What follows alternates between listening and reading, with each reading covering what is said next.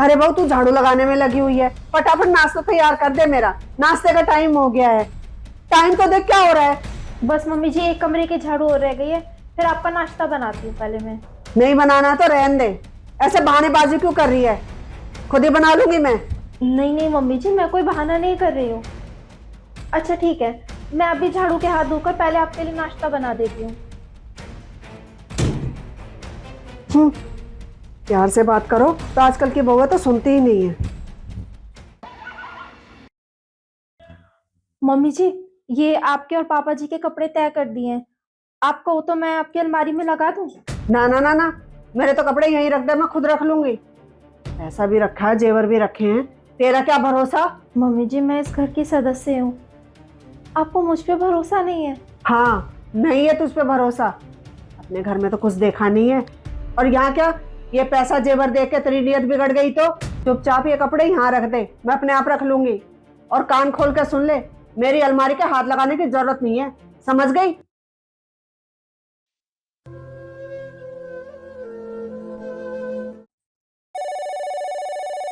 ले, अभी याद ही कर रही थी इसको। हाँ रेनू, कैसी है मेरी बिटिया। बहुत अच्छी हूँ मम्मी। हाँ मैंने ये बताने के लिए फोन किया था, मैं ना शाम को घर आ रही हूँ। अच्छा, ये तो बहुत खुशी की बात है। चल आ जा, मैं तेरी भाभी से कह के है ना तेरी पसंद का खाना बनवा दूंगी। अरे नहीं नहीं मम्मी, खाना खा के नहीं जाऊंगी, बस चाय पी लूंगी, ज्यादा होएगा तो थोड़ी देर ही तो बैठना है मेरे को। हाँ फिर चली जाऊंगी मैं। हाँ हाँ ठीक है, खाना नहीं बनवाऊंगी, पर चाय के साथ तेरे लिए पकोड़े तो बनवा दूं। अरे नहीं मम्मी, पकोड़े बनवाने की कोई जरूरत नहीं है, थोड़ी देर के लिए तो आऊंगी, बेवजह आप परेशान करोगी खुशी को। ज्यादा हो ना आपके तो समोसे मंगवा देना। अरे तो क्या हो गया, क्या समोसे मंगवाऊंगी, बाहर का तो वैसे ही है, मैं तेरे लिए पकोड़े बनवा दूंगी, और बना देगी तो क्या हो गया, सारा दिन बैठी तो रहती है। अरे नहीं मम्मी, मैं थोड़ी देर आपसे और खुशी से मिलने आ रही हूँ, अब वो फिर खुशी रसोई में लगी रहेगी, बात हो नहीं पाएगी हमारी। आप है ना रहने दो, पकोड़े वकोड़े का झंझट मत करो। अच्छा ठीक है, आ जा, ठीक है, आती हूँ।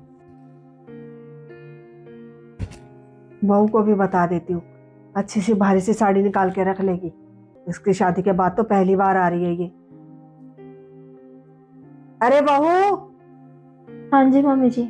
तेरी नंद आ रही है अभी थोड़ी देर में, उसके लिए ना कोई अच्छी सी भारी सी साड़ी निकाल दी हो, जो तेरी मम्मी ने तुझे दी है ना भारी भारी साड़ियां, उनमें से देना, कभी ऐसी वैसी पकड़ा दे आई गई, समझ गई। ठीक है मम्मी जी, मैं भारी साड़ी निकाल दूंगी। एक बात पूछूं मम्मी जी आपसे? क्या। मम्मी जी, इतनी सारी चूड़ियां पहन के ना मेरे हाथों में ये रैशेज हो गए हैं, काम करने में भी बहुत दिक्कत आती है ऐसे। आप कहो तो मैं ये चूड़ियां थोड़ी सी हल्की कर दूं? तुझे बड़ी जल्दी परेशानी हो गई इन सब चीजों से, एक तो पहनने को मिल रहा है तुझे, उसमें से तेरे नखरे, अभी नई नई शादी हुई है, ये सब पहन के रखने पड़ेंगे, चुपचाप पहने रख।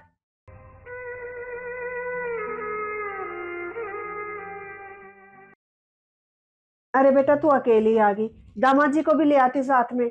अरे मम्मी उन्हें ना ऑफिस का काम था यहीं आसपास, तो मुझे छोड़ के चले गए। खुशी कहाँ है, मैं तो स्पेशल उसी से मिलने आई थी। हाँ बुला रही हूँ, आराम फरमा रही होगी कमरे में महारानी। अरे बहू, तेरी नंद आई है, आजा। दीदी नमस्ते।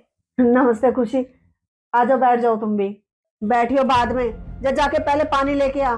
मम्मी मैं कोई प्यासी नहीं आई हूँ अपने घर से। और खुशी, मन तो लग रहा है ना नए घर में। हाँ दीदी। अरे लगेगा क्यों नहीं, जितने ऐशो आराम यहाँ मिल रहे हैं ना इसे, अपने मायके में थोड़ी मिलते होंगे। मम्मी एक बात कहूँ, मायका तो सबको प्यारा होता है, आप देख लो मेरा ससुराल यहाँ के मुकाबले कितना अमीर है, फिर भी मुझे यहाँ आने की कितनी लगी रहती है, कितना सुकून मिलता है यहाँ पर आके। पता है मम्मी ऐसा क्यों होता है, क्योंकि यहाँ पे मेरा बचपन बीता हुआ है, और जहाँ पर बचपन बीतता है ना, वो जगह बहुत ही स्पेशल होती है। अरे खुशी, ये बता हनीमून पे कहाँ जा रहे हो। अभी तो कुछ भी नहीं सोचा दीदी। ये लो, अभी तक नहीं सोचा। अरे तो चले जाएंगे, पूरी उम्र पड़ी है घूमने के लिए तो। अरे मम्मी, जो ये शादी का टाइम होता है ना शुरू शुरू का, ये वापस नहीं आता, ये बहुत स्पेशल होता है। हाँ हाँ, जा बहू अपनी नंद के लिए चाय बना ला। ठीक है मम्मी जी, अभी लेके आती हूँ। बात करने खड़ी हो जाएगी तो खड़ी हो जाएगी। मम्मी, मैंने खुशी के सामने तो कुछ कहा नहीं, पर मुझे एक बात समझ में नहीं आ रही, इतनी सख्त क्यों हो रही हो उसके लिए आप? उसके हाथ भी देखे मैंने, इतने रैशेस पड़े हुए हैं, पता नहीं बेचारी काम भी कैसे करती होगी। अरे मैंने इसे ज्यादा छूट दे दी ना तो मेरे घर को टूटते ना ज्यादा देर नहीं लगेगी। मम्मी, कोई भी लड़की शादी करके आती है ना तो वो बस अपना घर बसाने आती है, ना कि उसे तोड़ने। और बदले में उसे चाहिए क्या? सिर्फ प्यार और सम्मान। अरे वो तो अपने नए घर में अपनी जगह बनाने आती है, और खुशी भी तो अपने माँ बाप को छोड़ के आई है, और चाहिए क्या उसे? इस परिवार से केवल अपनापन, और मिलता क्या है? आपके ताने और हर काम में बस कमी। एक बात कान खोल के सुन लो मम्मी, अभी तो खुशी चुप है, किसी दिन उसने अपनी चुप्पी तोड़ दी ना फिर आप ही कहोगी कि है ना ऐसे खानदान से आई है, माँ बाप ने ऐसे संस्कार दिए हैं। और जो ये आपकी सोच है ना कि बहुएं घर तोड़ने आती हैं, वो घर तोड़ने नहीं आती, पर आपकी जो है ना ये व्यवहार है ना खुशी के लिए, वो दिन दूर नहीं जब इस घर को टूटते देर नहीं लगेगी। नहीं नहीं बेटा, ऐसे मत बोल, मैं समझ गई जो तू कहना चाह रही है। अरे मैं तो उसे डांट टपट के इसलिए रखती थी क्योंकि मुझे यही लगता था अगर इसे कस के रखूंगी तो ये है ना घर संभाल लेगी। मैं तो बस आजकल के माहौल को देख के डर रही थी, पर मेरी ये सोच गलत थी। मम्मी, अभी भी टाइम है, अपनी सोच को बदल लो, अभी भी कुछ नहीं बिगड़ा ऐसा। जिस दिन है ना खुशी दिल से दूर हो गई ना, ये घर तो रहेगा पर शायद ये रिश्ते नहीं। नहीं नहीं बेटा, मैं समझ गई हूँ, सही कह रही है तू। दीदी चाय। आ जाओ खुशी, तुम भी बैठ जाओ।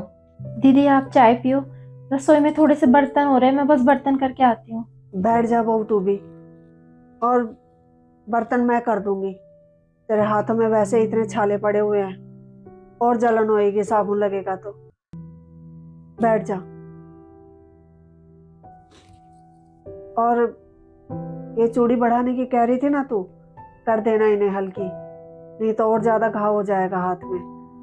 ठीक है मम्मी जी।